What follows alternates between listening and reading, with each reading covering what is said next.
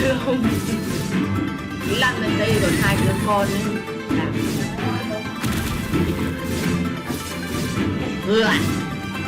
Hơi lớn.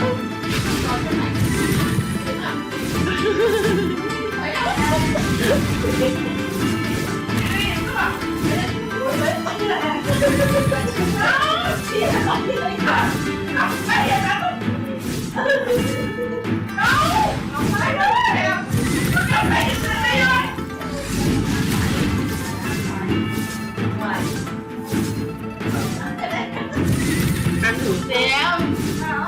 Ăn thử.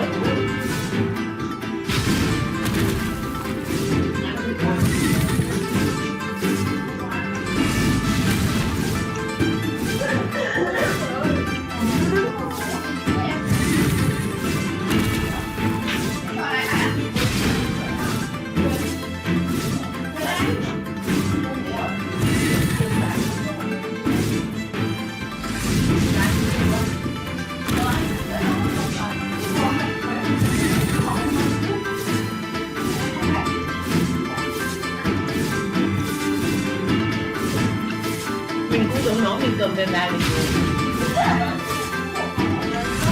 lỡ tí nữa mà có hết rồi mình black mình quay mặt đi.